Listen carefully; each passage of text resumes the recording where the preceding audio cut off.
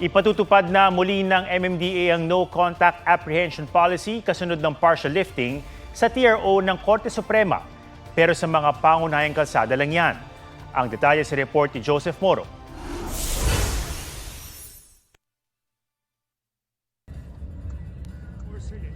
Napasakay ng e-trike nang wala sa oras ang traffic enforcer nito habang hinuhuli ang rider sa EDSA Taft sa Pasay. Ito, pinapara sir Nakita ka ni sir. Habang sinampan niya yung kasama nating enforcer halos madisgrasya Wala naman lisensya.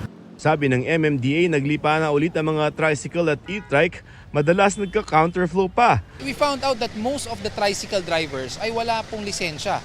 Kung hindi naman po walang lisensya, expired po. Maraming tricycle ang nahatak.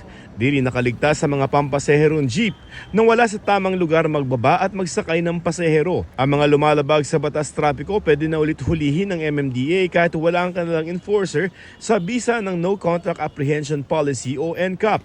Pero hindi ito epektibo sa lahat ng kalye sa Metro Manila kundi sa mga pangunahing kalsada lamang. The TRO here is only lifted with respect to the MMDA, but it still remains with respect to the LGU ordinances. Yung MMDA resolution only refers to major thoroughfares, especially C5 and EDSA. August 2022 na mag-issue ang Korte Suprema ng temporary restraining order sa NCAP. Sa ilalim nito, matutukoy sa mga CCTV camera sa mga kalsada ang mga paglabag ng isang motorista at ang ticket o notice of violation ay ipapadala na lamang sa tirahan ng motorista. Tatalakayin pa ng mga maestrado ang TRO na ipinataw sa mga ordinansa ng mga LGU. Welcome development para sa MMDA ang desisyon ng SC. Yung mga violators, hindi na namin kailangan parahin, magtalo, issuehan physically ng ticket na habang ginagawa yon ay nakakaabala pa sa traffic. So kung may NCAP, tuloy-tuloy na yung takbo at uhulihin na lang namin through CCTV cameras. Bawa nasa dati pang owner, iba pala yung nakagawa ng violation. So paano naman yun?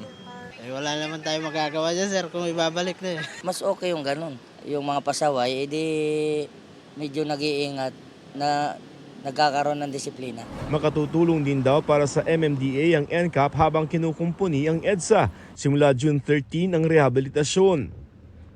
Unang maapektuhan ang bahagi ng EDSA mula Rojas Boulevard sa Pasay hanggang Guadalupe sa Makati. Ayon sa DPWH, isa-isahin ang mga lane para hindi kailangan tuluyang isara ang EDSA. Yung mga kababayan natin na imbes na sa EDSA, meron silang ibang dadaanan, alternative na dadaanan. At ang pinakamadaling alternative na dadaanan ay ang Skyway. Para mabawasan ng trapiko, planong ilibre ang ilang bahagi ng Skyway. Nasa 2 taon na kukumpunihin ang EDSA at ayon sa Department of Transportation, hindi naman daw kailangan mag-alala ng mga gumagamit ng EDSA busway dahil meron pa rin yan, ilalabas na lamang at dedicated pa rin yan. Ang mawawalan ng lane ay yung mga private na mga motorista. Wala tayong magagawa. Kailangan unahin natin ang commuter. Joseph Morong, nagbabalita para sa GMA Integrated News. Huwag magpahuli sa mga balitang dapat niyong malaman. Mag-subscribe na sa GMA Integrated News sa YouTube.